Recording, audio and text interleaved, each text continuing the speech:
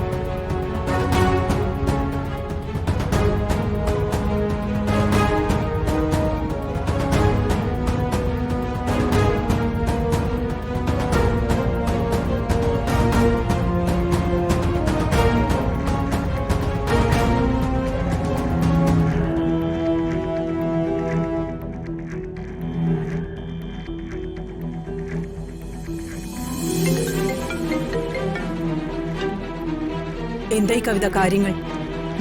അമ്മുവിന്റെ കാര്യത്തിൽ പ്രയാസങ്ങളൊന്നുമില്ല. കൃത്യം 11 കഴിയുമ്പോ അവൾ സ്വയം വീടിന് പുറത്തേക്ക് വരും. അല്ല, അവളോട് ഇറങ്ങിപ്പോകാൻ നീ പറഞ്ഞു? ഇതിനിടയിൽ ചില ഒത്തുകളികൾ സ്വാതി നടത്തുന്നുണ്ട്.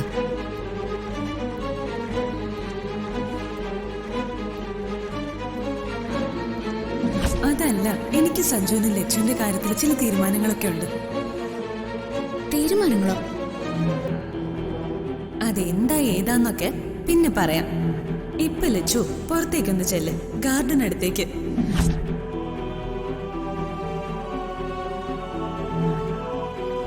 അവിടെ ലച്ചുവിനെ കാത്തൊരാൾ നിൽപ്പുണ്ട്. അതാരാ? ഗോവിന്ദ്.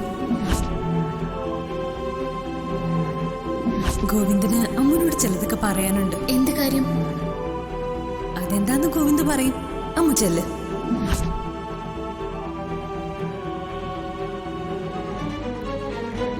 ആ, അമ്മുവിന്റെ കാര്യത്തിൽ കാര്യങ്ങൾ എളുപ്പത്തിലായി. അവിടെ വെച്ച് ഞാൻ അയച്ചവർ അവളെ കടത്തിക്കോളും. പക്ഷേ അവള് സ്വയം ഇറങ്ങിപ്പോയെന്ന് വരുത്തി തീർക്കണം. അതിന് കഴിയില്ലല്ലോ. കഴിയും. ദേ, നമ്മൾ പ്ലാൻ ചെയ്തതുപോലെ എല്ലാം നടന്ന നീ അമ്മുവിന്റെ ബാഗും ഡ്രസ്സും റൂമിൽ നിന്ന് മാറ്റണം. ആ, അത് ഞാൻ ചെയ്തോളാം. ഞാൻ അയച്ച ആളുകൾ അവിടെ എത്തിക്കഴിഞ്ഞു. സഞ്ജു സ്വാതിയും എപ്പോഴേ പാല് കുടിച്ച് ഉറങ്ങിക്കാണും. നീ വെച്ചു. ഇനി മംഗലശ്ശേരിയിൽ അരങ്ങേറാൻ പോകുന്നത് ശാന്തി മുഹൂർത്തമല്ല, അശാന്തി മുഹൂർത്തം.